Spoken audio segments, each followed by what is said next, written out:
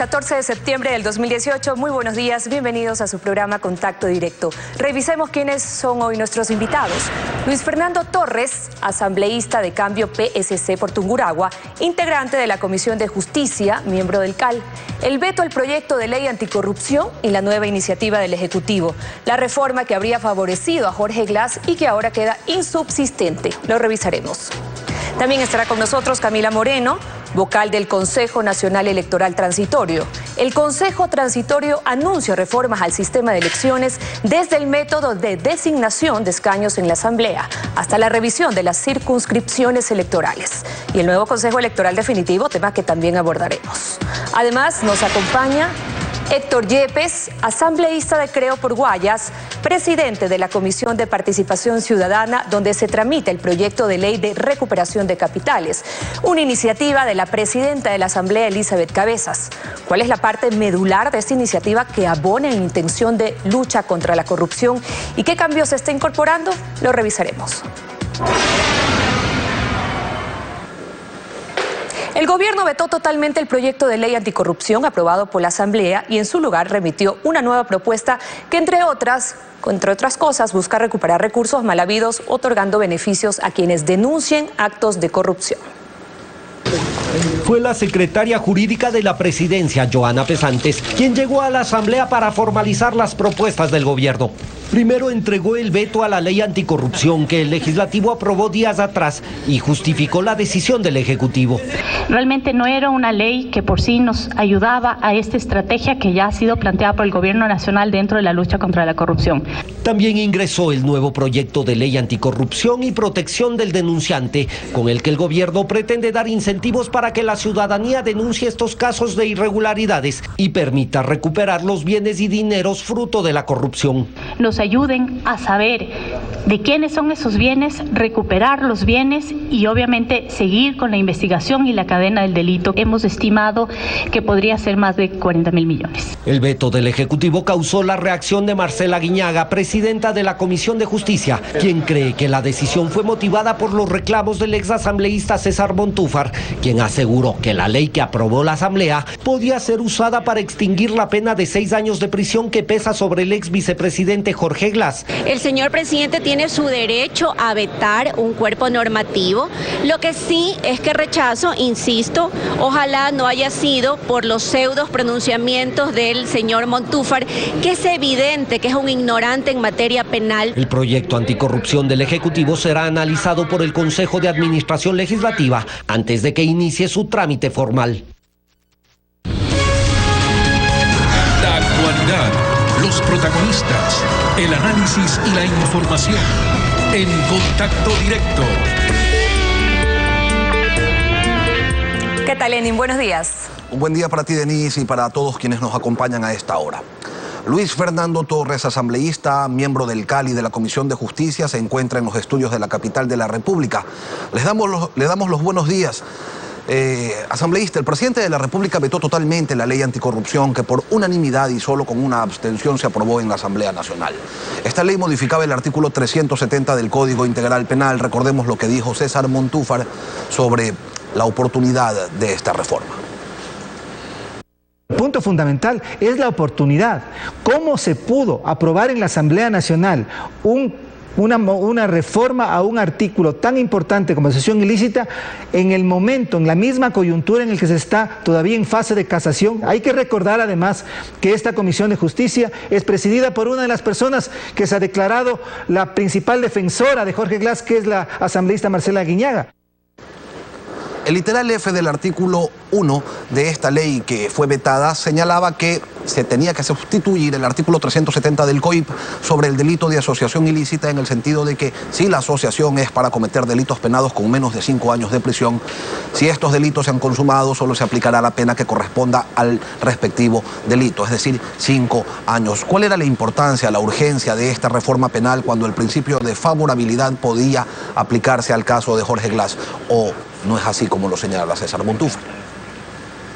Buenos días.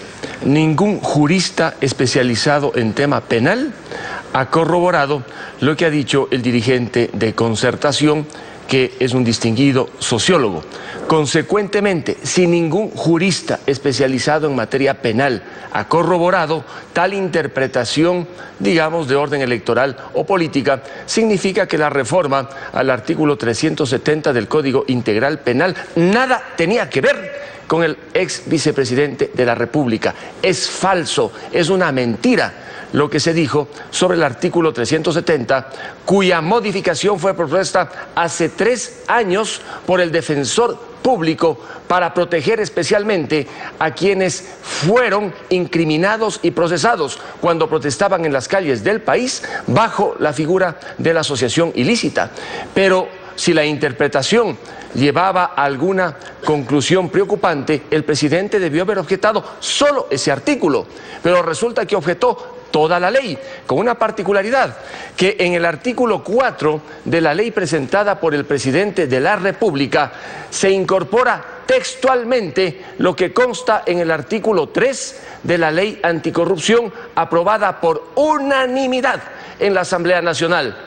Si estaba tan mal la ley anticorrupción, ¿por qué copiaron el artículo 3 de la ley anticorrupción para incorporarla al artículo 4, que tiene que ver con las denuncias que pueden hacer los servidores públicos y recibir un reconocimiento cuando esas denuncias tienen sustento y permiten procesar y castigar a los corruptos del país? Antes de profundizar en ese tema, y para terminar el tema anterior, doctor Torres, las intenciones pudieron haber sido otras, pero al final no podía haber tenido un beneficiario adicional, el único político sentenciado por corrupción en el caso Odebrecht, que según su abogado en este espacio reconoció ayer que sí pagó sobornos en el Ecuador. Quiero invitarlo a escuchar, a recordar esa declaración.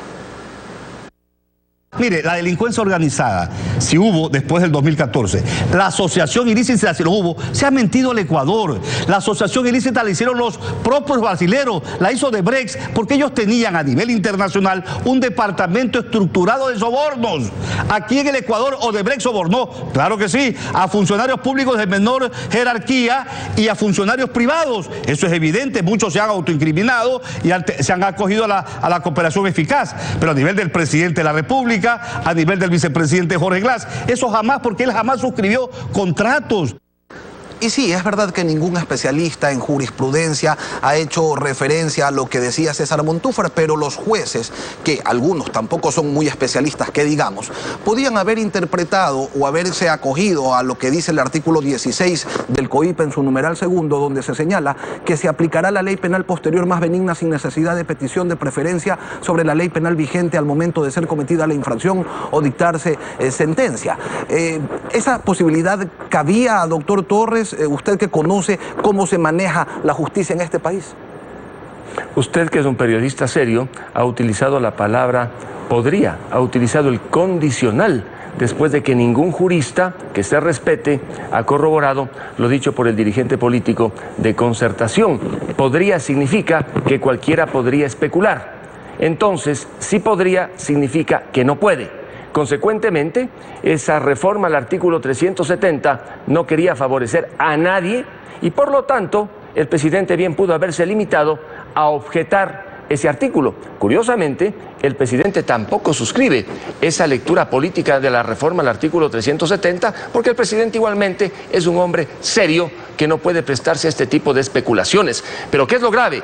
Que con esa lectura política del artículo 370 se prendió una falsa alarma para echar abajo completamente la ley anticorrupción y dejar a un lado, por ejemplo, el comiso anticipado de bienes de los corruptos que incorporamos todos los legisladores en la Asamblea Nacional. Pero el tema no está cerrado, doctor Torres, el tema no está cerrado porque en la Asamblea, si ustedes aprobaron por unanimidad esta ley anticorrupción, podrían ratificarse en lo que votaron inicialmente o finalmente se van a allanar al veto total del Ejecutivo. ¿Cuál es el ambiente que se vive? Mire, la objeción total, según el artículo 64 de la Ley Orgánica de la Función Legislativa, no le permite a la Asamblea Nacional durante un año tocar las normas de la ley vetada.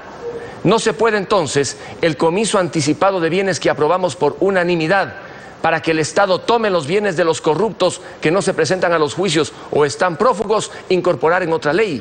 Fue a la congeladora el comiso anticipado de bienes. Los corruptos estarán ahora felices porque saben que no habiendo comiso anticipado, sus bienes podrán ser aprovechados. Igualmente, el comiso a terceros como pena que incorporamos en el Código Integral Penal ya no se podrá aplicar. Esos terceros que guardan la plata de los corruptos ya no tendrán que responder. Es entonces lamentable el efecto jurídico que tiene el veto total.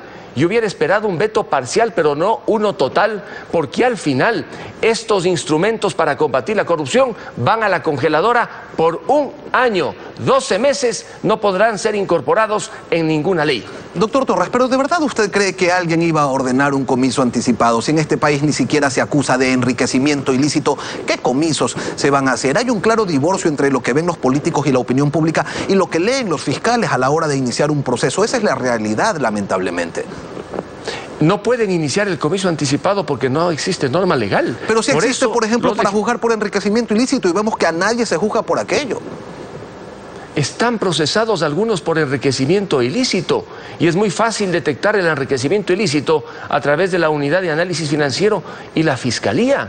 Hay varios que están precisamente procesados por haberse robado y enriquecido con los dineros públicos, pero con el comiso anticipado de bienes hubieran estado asustados. Ahora están tranquilos porque no hay comiso anticipado y en la pena ya no hay comiso ni siquiera a los bienes entregados a terceros. Consecuentemente, el veto total le paraliza al país en el tema de poder decomisar los bienes y que el Estado se apropie de ellos, bienes de estos corruptos. ¿El proyecto del presidente tiene algo de bueno? Sí, es un proyecto interesante. El presidente Moreno es un hombre bien intencionado y el proyecto que ha presentado va a permitir que se denuncie y las denuncias sirvan para encontrar la ruta del dinero. Pudo haber sido más completo. En el proyecto no está el comiso anticipado de bienes, no está el comiso a tercero. Y como no se puede incorporar en este proyecto porque está en la congeladora lo que aprobó la Asamblea durante un año, simplemente tendrán que utilizarse estas normas para ver quién denuncia y cómo se encuentra el dinero. Adicionalmente, el proyecto del presidente regula lo relacionado con el derecho de repetición del Estado, lo cual está bien, aunque eso ya existe, no es novedad. Está regulado, inclusive hay varios procesos de repetición en marcha. Lo ideal hubiera sido tener un proyecto integral con el de la Asamblea Nacional que fue aprobado por unanimidad. El veto total es una bofetada a la Asamblea y a la seriedad con la que trabajamos para poder perseguir la corrupción. Y con el comiso anticipado de bienes, créame, señor periodista, que los fiscales y los jueces hubieran tenido instrumentos para tomar aquellos bienes en nombre del Estado, de los que han lavado dinero, de los que están en la delincuencia organizada, de todos aquellos que han atentado contra los bienes de la administración pública. Sigamos hablando de corrupción, pero en otro espacio, doctor Torres. Este escándalo de los diezmos en la Asamblea Nacional, parecería que el legislativo no da una respuesta adecuada a este problema. No se ha formado una comisión ocasional para que trate el tema, la comisión de fiscalización no se pronuncia, como que el espíritu de cuerpo les puede más. No habrá espíritu de cuerpo, que responda quien deba responder, porque la moral pública tiene que ser el ejemplo de los servidores públicos y aquellos que están involucrados en hechos repudiables que sean procesados en la Fiscalía. Y el señor fiscal ya ha anunciado que hay varios procesos por concusión. Hay normas legales. La concusión es el delito por el cual se puede acusar a aquel que se ha aprovechado de bienes ajenos dentro del sector público, que avancen esos procesos.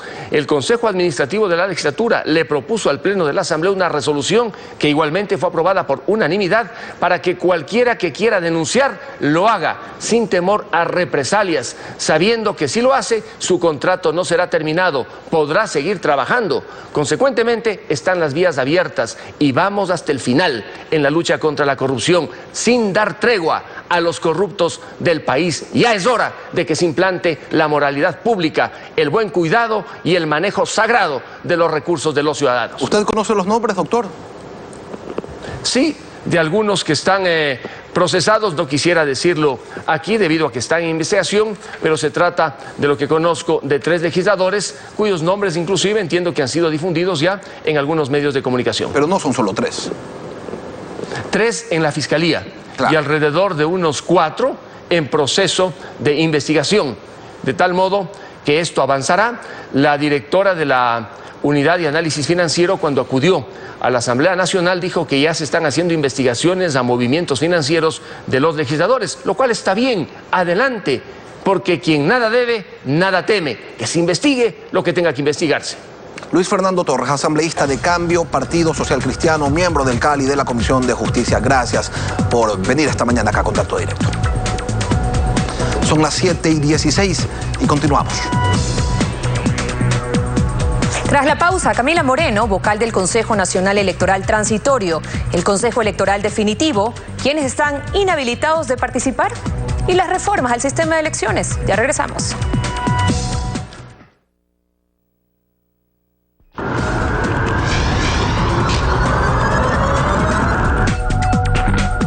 A esta hora y desde los estudios de la capital de la República nos acompaña la abogada Camila Moreno Subía, consejera nacional electoral en transición, a quien le damos los buenos días, abogada. Buenos días, Lenin. Buenos días con todos. Usted está entre los 26 postulantes que la Comisión Técnica de Selección del Consejo de Participación Ciudadana y Control Social de Transición ha determinado que cumplen con los requisitos para integrar el Consejo Nacional Electoral Definitivo. Sin embargo, la resolución 073-0108-2018 del Consejo Transitorio señala en su artículo 11, literal D, lo siguiente: no podrán ser miembros del Consejo Nacional Electoral quienes incurran en las siguientes prohibiciones o inhabilidades: los jueces y juezas de la función judicial, del Tribunal Contencioso Electoral y los miembros de la Corte Constitucional y del Consejo Nacional Electoral, salvo que hayan renunciado a sus funciones 2 años antes de la fecha señalada de la convocatoria del proceso de selección y designación. Entonces, ¿usted puede o no participar? Bueno, yo he presentado la postulación porque de hecho yo creo que ese artículo no aplica y yo no incurro en la prohibición. Creo que los que estamos en el Consejo Nacional Electoral Transitorio no somos miembros del Consejo Nacional Electoral, miembros del Consejo Nacional Electoral Definitivo, y por lo tanto no aplica dicha prohibición. Adicionalmente, cabe también recalcar que dicha norma es un resultado de una ley que ya fue declarada inconstitucional porque está restringiendo la participación de los ciudadanos. En su misma situación se encuentra Diana Tamaín, la vicepresidenta del Consejo Nacional Electoral de Transición. Pero esto es una resolución y es del Consejo de Participación Ciudadana Transitorio. ¿Se puede obviar una disposición que les prohíbe participar? Yo creo que en realidad es trabajo del Consejo de Participación Ciudadana y Control Social el determinar si la prohibición nos aplica o no a los miembros del Consejo Nacional Electoral Transitorio.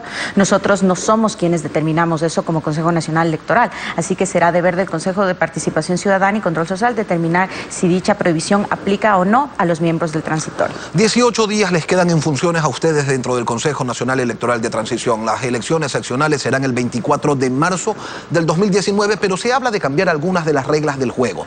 ¿Cómo hacerlo si las reformas electorales para que entren en vigencia deben aprobarse un año antes del proceso? Así lo indica el 117 de la Constitución. Completamente. Nosotros estamos muy claros en eso, porque por eso lo que nosotros hemos hecho es realizar una comisión técnica jurídica para analizar las reformas legales, no solo las reformas legales, sino también las reformas que deben realizarse en los cuerpos normativos del Consejo Nacional Electoral, reglamentos e instructivos. Esto es un estudio que ha venido realizándose desde que nosotros asumimos la gestión. Nosotros realizamos una comisión conjuntamente con el Instituto de la Democracia, el Departamento Jurídico. Hemos estado en coordinación con expertos. Estamos conscientes de que no solo es cambiar 1 o 2 artículos, y mucho menos estando durante un proceso electoral. Estamos conscientes que los cambios que nosotros propongamos después del análisis, porque estamos analizando los cambios, tenemos académicos, el tema de la asignación de escaños lo hemos estado trabajando con Rafael Estrella Aguilar. Hemos tenido ya varias exposiciones con él. El presidente del Consejo Nacional Electoral Transitorio se ha reunido ya con la presidenta de la Asamblea. Nosotros hemos trabajado continuamente para presentar un proyecto coherente, no simplemente 1 o 2 artículos. Y estos cambios que ustedes están analizando y que van a proponer, ¿tienen que darse necesariamente a través de una reforma de ley o también podrían implementarse, como usted indicaba, con cambios reglamentarios o de instructivos? Nosotros estamos trabajando por los dos frentes. Nosotros estamos trabajando en la propuesta de recomendaciones para reformas legislativas, así como reformas internas que podemos hacerlo como Consejo Nacional Electoral, tomando en cuenta nuestra facultad reglamentaria. ¿Y cuáles serían esas reformas, las que ustedes sí pueden hacer directamente y que podrían empezar a aplicarse ahora en las elecciones de marzo? Reglamentos. Empecemos para la aplicación de métodos de participación ciudadana directa. Tomemos en cuenta, por ejemplo, solo el instructivo. Con el instructivo ya empezamos. Ahora estamos trabajando en la reforma del reglamento de promoción para la promoción de los miembros del Consejo de Participación Ciudadana y Control Social. No tenemos una norma expresa que nos señale cómo va a ser esa promoción electoral. Entonces, estamos trabajando en instrumentos para viabilizar el proceso que se va a dar en marzo de 2019. Webster y no el método de Hunt que se aplica actualmente, porque de esa manera se garantiza una mayor representatividad de las organizaciones electorales más pequeñas. Y en el tema de las circunscripciones electorales también habría que introducir una reforma. ¿Cuál sería esta? Como había señalado, no todos los métodos no son blanco y negro. Yo creo que no se debería generalizar un método con otro. Es cierto que un método puede dar ciertos resultados, pero también hay que considerar que tenemos un sistema electoral complejo. Entonces debemos realizar el análisis, saber cuál es el mejor método, cuál es el método que garantiza mejor participación, mejor pluralidad. Es por eso que tenemos una comisión técnica realizando estos análisis. En esas elecciones del 2019 se deberá elegir a los miembros del Consejo de Participación Ciudadana y Control Social definitivo. ¿Habrá un límite de candidatos o podríamos vernos abocados a una papeleta gigantesca con decenas o quizás centenas de postulantes? Recordemos que no hay un límite de candidatos. Lo que dice la ley y el instructivo es que existe un método de verificación de requisitos y el Consejo Nacional Electoral no puede restringir la participación de los ciudadanos. Lo que nosotros vamos a hacer es recibir las postulaciones, verificar los requisitos. Tenemos una metodología para verificar los requisitos y si los ciudadanos cumplen con los requisitos, pues los mismos serán calificados como candidatos. Gasto electoral. ¿Cómo se va a manejar ese tema? Porque mire usted, aún no hay candidatos inscritos, pero sí hay candidaturas anunciadas y por allí también algunas denuncias de que se está haciendo algún tipo de campaña anticipada. Bueno, nosotros hemos ya estado trabajando con respecto al gasto electoral. Esto es un proceso permanente. Nosotros hemos dado capacitación a las organizaciones políticas, a las delegaciones provinciales. Las delegaciones provinciales ya están llenando una ficha técnica con respecto al gasto de precampaña o al gasto electoral hecho antes de la convocatoria a la campaña electoral. Y una vez que las organizaciones políticas hagan la rendición de cuentas, todos estos gastos van a ser tomados en cuenta dentro del límite del gasto electoral. Es importante que nosotros capacitamos no solo para que se haga un control cuantitativo, sino cualitativo para controlar que en las precampañas no exista violencia política. Una última cosa. Desde mañana los ciudadanos, me corrige si me equivoco, pero tengo entendido que es desde mañana, que los ciudadanos podrán hacer cambios de domicilio si así lo requieren, si así lo consideran. ¿Cómo va a funcionar aquello? Dentro del plan operativo electoral que nosotros hemos realizado, hemos previsto el despliegue de brigadas de cambios de domicilio. Básicamente existen brigadas de cambios de domicilio a nivel nacional. Las delegaciones provinciales ya han contratado el personal y se están desplegando para facilitar a la ciudadanía a que realice el cambio de domicilio. Recordemos que este es un proceso primordial y crucial, tomando en cuenta que las elecciones que tendremos en marzo de 2019 son para autoridades seccionales. Por lo tanto, el actualizar el domicilio y votar dentro de la circunscripción propia garantiza la legitimidad y la transparencia de las elecciones. Camila Moreno, consejera nacional electoral en transición, gracias por acompañarnos esta mañana. Son las 7:28, aquí en Contacto Directo. Breve pausa y cuando regresemos, Héctor Yepes, asambleísta de CREO, presidente de la Comisión de Participación Ciudadana, el trámite del proyecto de ley de recuperación de capitales, otra iniciativa que busca luchar contra la corrupción. En pocos minutos estamos de vuelta.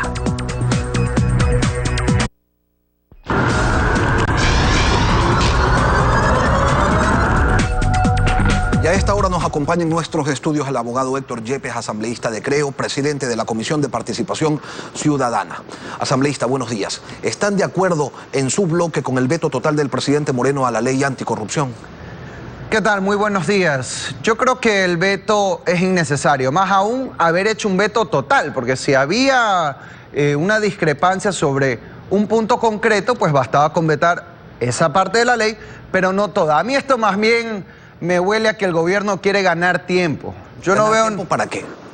Porque ha pasado 1 año y medio, no se ha recuperado ni un centavo de lo robado, no se ha traído al país esos capitales que se llevaron quienes hace 1 año y medio, por cierto, eran panas del alma en el mismo gobierno.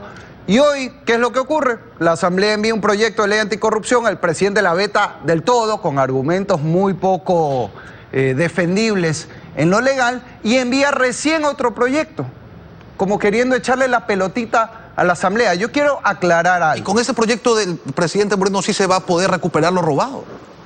Ya existen, Lenin, todas las leyes necesarias en el Ecuador para que el gobierno hoy, sin ningún pretexto, recupere lo que se han llevado y lo que falta para legalizar Monte Sinaí, para mejorar el almacenamiento de arroz a favor de nuestros agricultores, para invertir en la salud y en la educación. Y eso es lo que la gente espera. Ahora, ¿se pueden mejorar cosas en la ley? Sí. ¿Vamos a hacerlo? Sí. Pero que el gobierno no coja de pretexto la falta de alguna ley para hacer lo que es su tarea y lo que espera el pueblo ecuatoriano, en vez de meterle la mano en el bolsillo a la gente y pretender que el pueblo, y sobre todo los más pobres, paguen la factura de lo que se llevaron el santo y la limosna quienes cogobernaron con la actual administración en el periodo anterior. Asambleísta, vamos dejando algo en claro, porque aquí se pretende vender la idea de que son necesarias más normas para poder recuperar el dinero que se llevó la corrupción. Usted dice que ya existen las normas. Entonces, ¿por qué no se lo recupera? ¿Quién es el que está fallando? Bueno, el gobierno nacional dice ahora recién que va a contratar empresas internacionales. Hemos visto gestiones del Consejo de Participación Ciudadana, pero esto fundamentalmente le compete a la justicia y al gobierno, que es el que debe tener la información de primera mano. Insisto, siempre se pueden mejorar cosas en la ley y se han planteado propuestas, pero discúlpeme, Código Orgánico Integral Penal ya hay, antes también había Código Penal y hay una serie de medidas y mecanismos para poder recuperar si hay la voluntad real de hacerlo. ¿Qué es lo que la gente dice, Lenin? Yo estaba el domingo en La Ladrillera socializando el proyecto Monte Sinaí, si es Guayaquil, para que el municipio pueda entregar títulos a más de 100.000 guayaquileños en el norte. Y mi amigo Manuel Orellana me decía, oiga, pero si los recursos para esto hay que sacarlos de lo que se robaron, pues. Y el pueblo no quiere ver solo a los presos, a los pillos presos o cumpliendo en la cárcel condenas para que les vayan a cantar el Happy Verde, como ayer hicieron los correístas con Jorge Glass. Lo que quieren ver es que se devuelva la plata. Esa debe ser la real intención y el objetivo que persigamos todos. Recordemos lo que dijo el presidente Moreno cuando anunció el envío del nuevo proyecto de ley anticorrupción a propósito de todo esto. En más de una ocasión escucho a los ciudadanos pedirme que luche contra la corrupción, que recupere los dineros robados. Ecuatorianos, esta es una tarea de todos, no es una lucha solo del gobierno, es de la Contraloría, es de la Fiscalía General, la Procuraduría, la Justicia, la Asamblea, los medios de comunicación que deben ayudarnos a las investigaciones, las organizaciones sociales, pero también y sobre todo tuya, ciudadano. Si no actuamos en conjunto, mancomunadamente, que quede bien claro, solo no podré hacerlo. El presidente, en el marco de la independencia de funciones, hace un llamado a las instituciones del Estado. Claro, ya no es como antes, que desde la presidencia se ordenaba, pues no, era lo mismo, el contralor, el procurador, la justicia, todo se manejaba desde el Palacio. Parece que ya no es así. ¿Tiene usted conocimiento, asambleísta, de que se esté haciendo algo puntual para recuperar lo robado?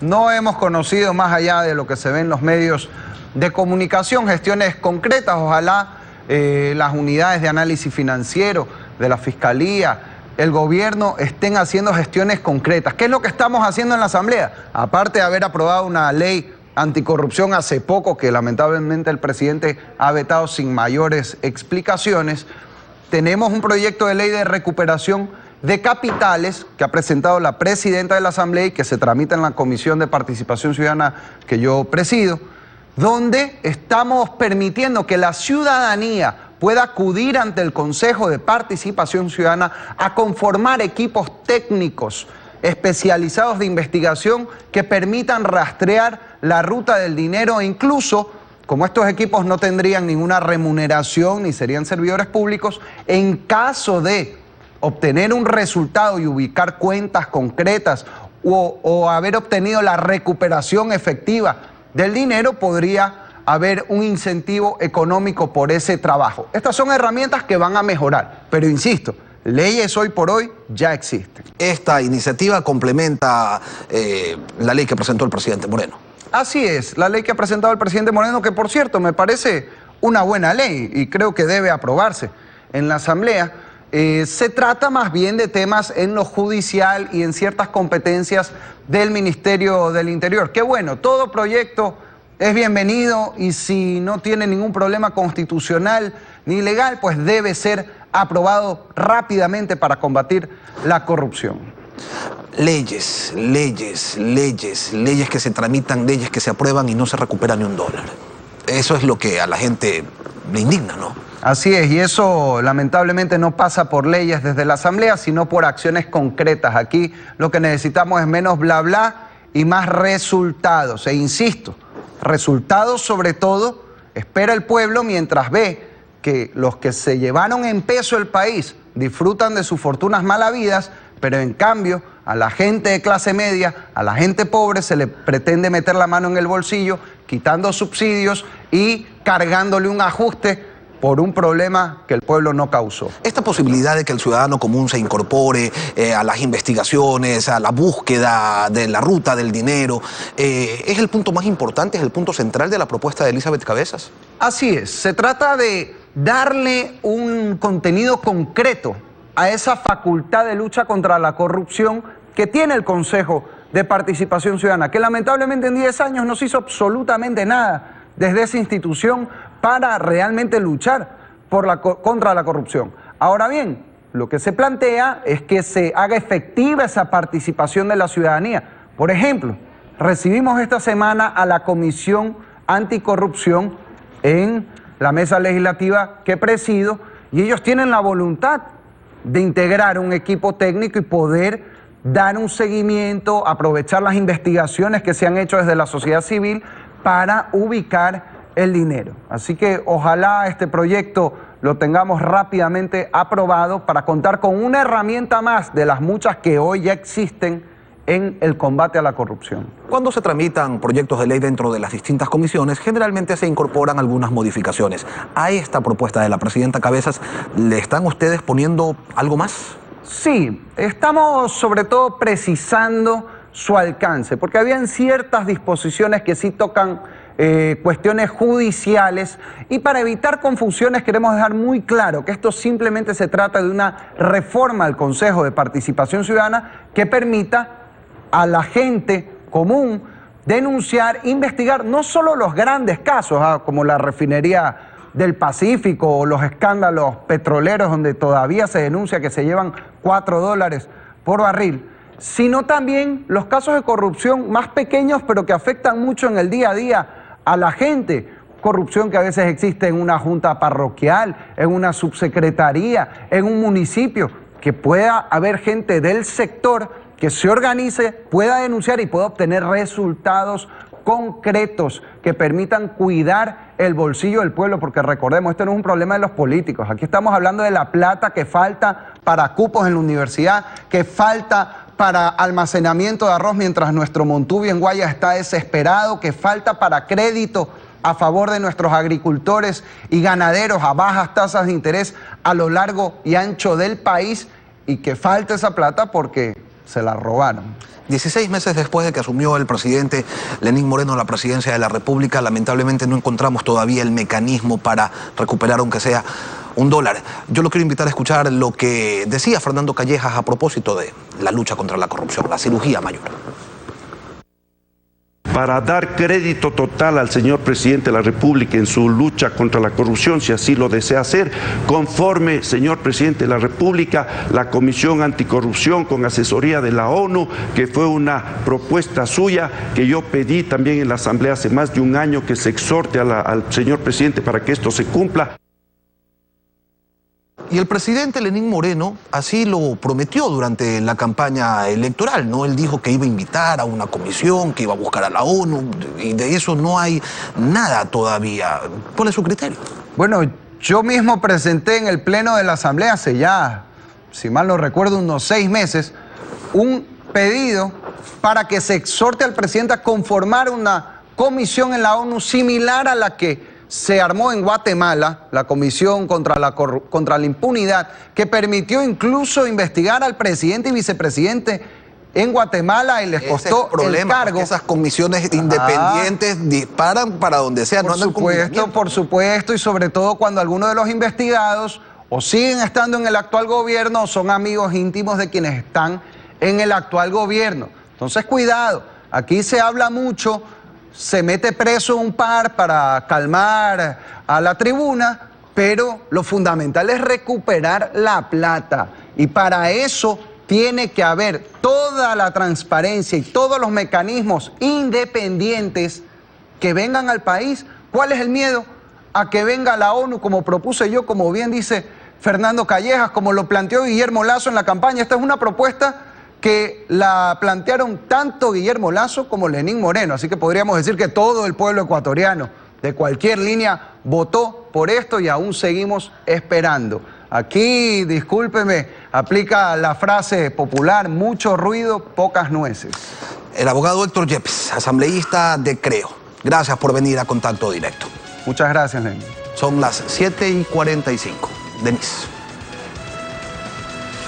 Estamos despidiendo a Lenin Contacto Directo, no sin antes desearles que tengan un excelente viernes y un buen fin de semana. Para ti y para todos quienes nos acompañan.